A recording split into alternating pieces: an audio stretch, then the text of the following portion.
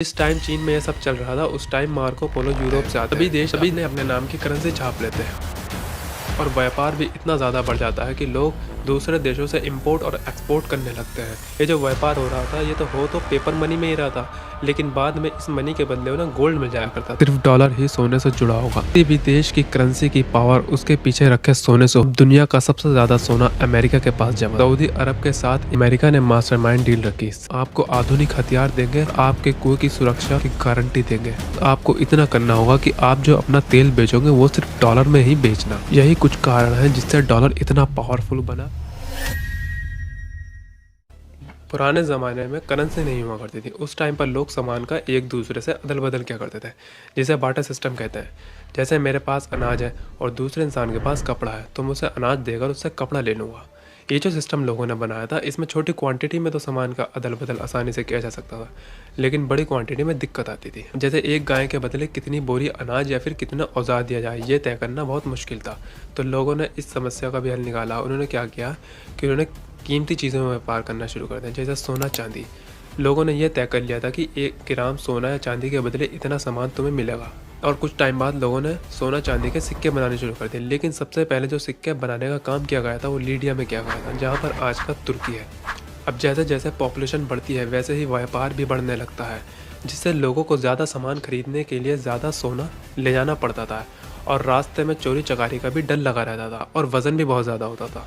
अब इससे बचने के लिए लोगों ने क्या किया कि उन्होंने अपने इलाके के बड़े व्यापारियों से बात की कि तुम हमारा इतना सोना रख लो और इसके बदले एक रसीद लिख कर देता। मोहर लगी रसीद को मैं तुम्हारे जानते हुए दूसरे इलाके के व्यापारी को देकर अपने सिक्के ले लूँगा और जो तुम्हारा आपस में बनेगा वो तुम ले लेना। अब इससे क्या हुआ, एक तो वो रास्ते में चोरी से बचे और साथ ही ज़्यादा वजन उठाने से भी बचे। अब इस रसीद पर लोगों को इतना भरोसा हो गया था कि वो अपने सोने के सिक्के जमा कर रसीद से ही व्यापार करने लगते हैं। अब ये जो सिस्टम लोगों ने बनाया था ये चाइना की सरकार को बहुत ज़्यादा पसंद आता है।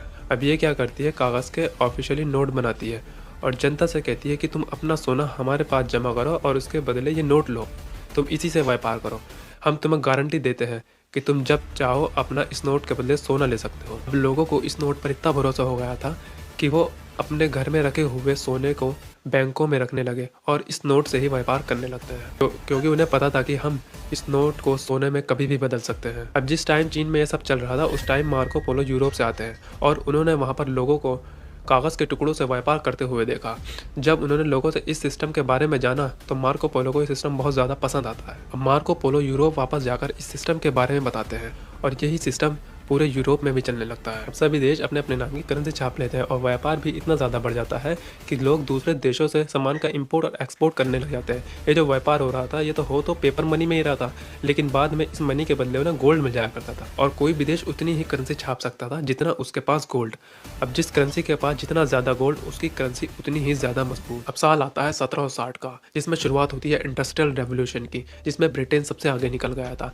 ब्रिटेन ने आधुनिक मशीनें बनाई जिससे उसका प्रोडक्शन बढ़ा और पूरी दुनिया को अलग अलग सामान बनाकर बेचा, जिससे उसके पास सबसे ज़्यादा गोल्ड इकट्ठा हो गया था। उस टाइम पर यूके के पास लगभग 7000 से 8000 मीट्रिक टन गोल्ड इकट्ठा हो गया था। पाउंड स्टर्लिंग इतना ज़्यादा मजबूत हो गया था कि सभी देश अपने रिजर्व में गोल्ड रखने की बजाय पाउंड स्टर्लिंग को रखने लगे, क्योंकि उन्हें पता था कि हम पाउंड स्टर्लिंग के बदले अपना गोल्ड कभी भी ले सकते हैं। अब साल आता है 1914, फर्स्ट वर्ल्ड वॉर, ब्रिटेन का पहला और सबसे बड़ा झटका। देखिए, आप सभी जानते हैं युद्ध किसी भी देश के लिए बहुत ज़्यादा महंगा होता है और ये ब्रिटेन के लिए विनाशकारी साबित हुआ।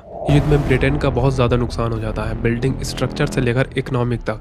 जिस टाइम पर ब्रिटेन कमज़ोर पड़ रहा था वहीं दूसरी तरफ एक देश सुपर पावर बनकर उभर रहा था, अमेरिका।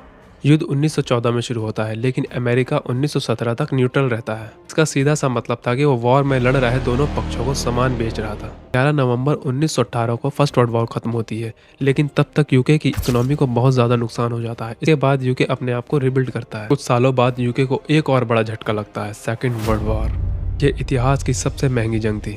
अब यूके का बैंक ऑफ इंग्लैंड की तिजोरियों में थोड़ा बहुत सोना बचा था, जो अमेरिका से हथियार खरीदने में ख़त्म हो गया था।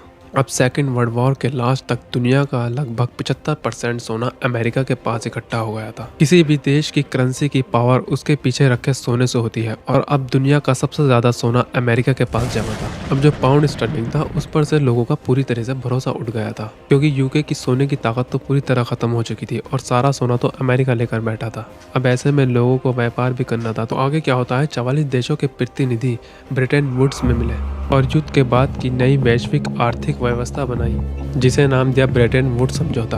अब इसमें अमेरिका ने मास्टरमाइंड डील रखी, सिर्फ डॉलर ही सोने से जुड़ा होगा। अमेरिका ने दुनिया को गारंटी दी, सिर्फ उसका डॉलर ही सोने में बदला जा सकेगा, जिसकी कीमत एक औंस सोने के बदले $35 रखी गई, क्योंकि हमारे पास बहुत सारा सोना है जो अभी किसी के भी पास नहीं है। आप कभी भी और कहीं से भी डॉलर के बदले हमसे सोना ले सकते हैं, क्योंकि देशों को व्यापार करना था और व्यापार करने के लिए एक मजबूत करेंसी चाहिए होगी, जो इस टाइम पर डॉलर थी और लोगों के पास इस टाइम पर कोई चारा भी नहीं था। डॉलर को गोल्ड से जोड़ दिया गया। अब जिस देश के पास जितना ज़्यादा डॉलर, उस देश की करेंसी उतनी ही ज़्यादा मजबूत, क्योंकि उसे पता था कि वो डॉलर को कभी भी सोने में बदल सकता है। अब अंतर्राष्ट्रीय व्यापार को पाउंड की नहीं बल्कि डॉलर की ज़रूरत थी। डॉलर अब देश की करेंसी नहीं बल्कि दुनिया की रिजर्व करेंसी बन चुका था। और साथ ही वर्ल्ड बैंक और IMF जैसी संस्था भी बनाई गई, जिसमें 190 देशों के सदस्य जुड़े होते हैं। अगर किसी देश को IMF से निकाल दिया जाए तो उसकी अर्थव्यवस्था रातों रात खत्म हो सकती है, क्योंकि किसी भी देश की अर्थव्यवस्था अंतर्राष्ट्रीय व्यापार पर चलती है और अंतर्राष्ट्रीय व्यापार डॉलर के बिना हो नहीं सकता, क्योंकि डॉलर का लेन देन वर्ल्ड बैंक और IMF करती है। अब अमेरिका ने अपने पास रखे सोने से ज़्यादा डॉलर छापने शुरू कर दिए, जिससे कुछ देशों को शक होता है और वो अपने पास रखे डॉलर के बदले सोना लेने आते हैं, जिस कारण अमेरिका के पास सोना कम होने लगता है। इस कारण अमेरिका के राष्ट्रपति रिचर्ड निक्सन ने पूरी दुनिया से कहा कि हम अब डॉलर के बदले सोना नहीं देंगे। अब लोग करे तो करे क्या, अमेरिका से लड़ भी नहीं सकते, क्योंकि अमेरिका ने सिस्टम ही ऐसा बना दिया था कि अंतर्राष्ट्रीय व्यापार सिर्फ डॉलर में ही करना पड़ेगा। अब इसके बाद अमेरिका ने एक और चाल खेली। अमेरिका ने क्या किया कि सऊदी अरब के साथ एक डील रखी कि हम आपको आधुनिक हथियार देंगे और आपके कुएं की सुरक्षा की गारंटी देंगे। बस आपको इतना करना होगा कि आप जो अपना तेल बेचोगे वो सिर्फ डॉलर में ही बेचना, क्योंकि अमेरिका जानता था कि तेल की ज़रूरत पूरी दुनिया को है।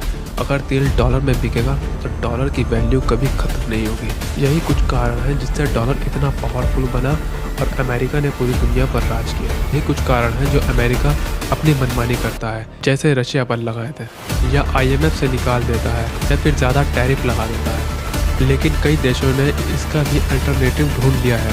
कई कंट्री तो अपने ही करेंसी में ट्रेड कर रहे हैं और कुछ कंट्री ने मिलकर एक नई करेंसी बनाई है जिसे नाम दिया ब्रिक्स। क्या ब्रिक्स अमेरिकी डॉलर की पावर को ख़त्म कर सकता है?